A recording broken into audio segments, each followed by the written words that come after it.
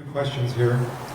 The first is, how does the district recruit, train, and retain quality professionals?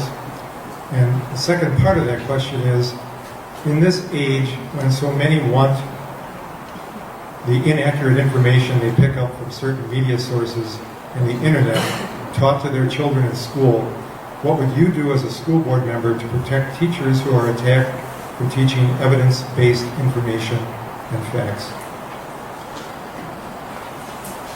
Long question. How do we attract teachers? That's the first one, right? I think we get them to our community. I think we show them where we live. And live, play, work is a slogan we've had in our community for a very long time. Teachers they're a hot commodity. The profession is the numbers of teachers coming out of college is less. Ask any department in the school, and they're probably just hungry for some new faces that come in.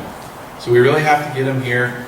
You know, obviously pay and benefits, those are always important, but a good place to live and a social community that's welcoming is always important. The second question is how to protect them if they're harassed. Okay. Really, if they're teaching by data-based curriculum, they should not have any grounds to be attacked. Our school board, we lead by policy, we manage by policy, and that goes on to our superintendent, who then carries the message down to the teachers and other staff members. If we have a staff member who's being harassed, one, you get behind that staff member. You find out what they're being harassed for. You find out the details of the data regarding it. Two, you get a meeting with the parents, family who's struggling with that particular teacher, and you figure out where the miscommunication is. If there is misinformation being taught, then you talk with the teacher.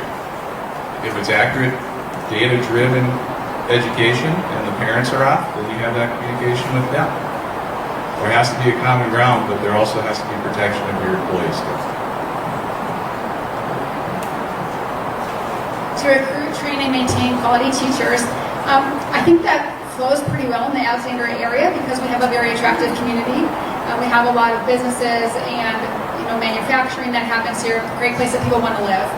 It's not a metro, so it can really depend on where teachers want to live. But I think it starts with having a great HR director, and then teacher training is really often standardized in how they're cared for and having principal great leadership. How do we maintain them? Really, teachers need to be well-funded, right? Know that they're safe, that they're supported in learning and helping. Supporting them in classroom management, I think, is a big factor. That really comes down to more the principal who's leading and overseeing that school and their regular operations. But classroom management is a real key in how can a teacher be effective in getting students to learn and receive what they're sharing. And what will you do to protect teachers? I think it's important to state that parents do have are free to let a teacher know when they have concerns. Whether the information is believed or which one's true, a parent should have the right to discuss concerns in the classroom. And it's important as a school board member to make sure that that flow in confrontation or conflict happens in the correct order, that you would approach the teacher, that they then talk with the principal or get someone in charge involved. And if things aren't resolved, then it can go higher up to the superintendent or the school board as needed. But as a school board member, we can help to support them to have healthy conversation directed to the right person first to make sure that it can be resolved in a healthy way for all involved.